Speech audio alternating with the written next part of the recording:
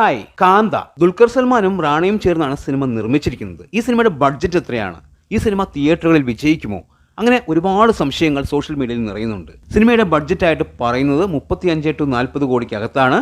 Cinema തിയേറ്ററുകളിൽ നിന്ന് ലാഭം നേടണമെങ്കിൽ മിനിമം 100 കോടിയെങ്കിലും കളക്ഷൻ നേടിയെടുക്കണം. എന്നാൽ മാത്രമേ തിയേറ്റർ ഷെയറിലൂടെ ഈ പണം പ്രൊഡ്യൂസർക്ക് ലഭിക്കുകയുള്ളൂ. ഇവിടെ റേറ്റ്സ് വിറ്റിരിക്കുന്നത് 30 കോടിക്കാണ് എന്നുള്ളതാണ് അറിയാൻ സാധിച്ചിരിക്കുന്നത്. അങ്ങനെയാണെങ്കിൽ തന്നെ 75 കോടിക്ക് മുകളിലെങ്കിലും സിനിമ കളക്ഷനായി നേടിയെടുക്കണം. എന്നാൽ മാത്രമേ റേറ്റ്സ് വാങ്ങിയ അവർക്ക് സിനിമ ഗുണകരമായി വരികയുള്ളൂ, അല്ലെങ്കിൽ വലിയ നഷ്ടം സംഭവിക്കും. സാക്നെൽക്കിന്റെ കണക്ക് പ്രകാരം ആദ്യ 3 ദിവസത്തിൽ 21 കോടി 25 ലക്ഷം രൂപയാണ്. അതായത് സിനിമയുടെ ഏറ്റവും മികച്ച സമയമാണ് ആദ്യത്തെ 3 ദിവസം, വെള്ളി, ശനി, ഞായർ. ഇന്നു മുതൽ വർക്കിംഗ് ഡേ ആണ്. ഇന്നു മുതൽ കളക്ഷനിൽ കാര്യമായ ഇടിവുണ്ടാകും, അത് ഉറപ്പായിട്ടുള്ള കാര്യമാണ്. അതായത് ഇവർ പ്രതീക്ഷിച്ചിരുന്നത് ആദ്യ ദിവസം തന്നെ 25 കോടിക്ക് മുകളിൽ കളക്ഷനായി നേടിയെടുക്കും എന്നുള്ളതാണ്. പക്ഷേ ആദ്യ 3 ദിവസം കൊണ്ട് സിനിമ നേടിയെടുത്ത കളക്ഷൻ 21 കോടി 25 ലക്ഷം രൂപ മാത്രമാണ്. ഇനിയുള്ള ദിവസങ്ങളിൽ കളക്ഷൻ വളരെ കുറവായിരിക്കും.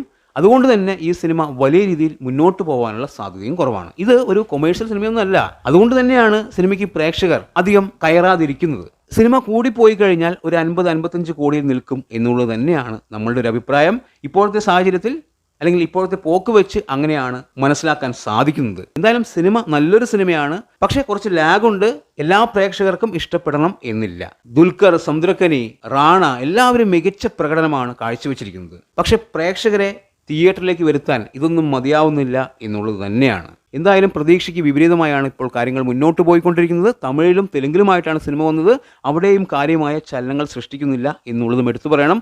ഇന്നലെ ഞായറാഴ്ചയായിട്ട് പോലും കേരളത്തിൽ വലിയ രീതിയിലുള്ള മുന്നേറ്റം സിനിമയ്ക്ക് കാഴ്ചവെക്കാൻ സാധിച്ചിട്ടില്ല. എന്തായാലും സിനിമ നഷ്ടം വരുത്തിവെക്കും എന്നുള്ള കാര്യത്തിൽ ഒരു തീരുമാനമായിട്ടുണ്ട്. നമ്മൾക്ക് നോക്കാം അത്ഭുതങ്ങൾ സംഭവിക്കുമോ എന്ന്. എന്തായാലും വരും ദിവസങ്ങളിൽ കളക്ഷൻ വർദ്ധിക്കട്ടെ, സിനിമ മികച്ച വിജയമായി മാറട്ടെ എന്ന് ആശംസിക്കുന്നു. എന്താണ് നിങ്ങളുടെ അഭിപ്രായങ്ങളെന്ന് കമന്റ് ബോക്സിൽ കമന്റ് ചെയ്യുക. വീഡിയോ ഇഷ്ടമായാൽ ചാനൽ സബ്സ്ക്രൈബ് ചെയ്യുക. പുതിയൊരു വീഡിയോയുമായി കാണുന്നതുവരെ ബൈ ബൈ.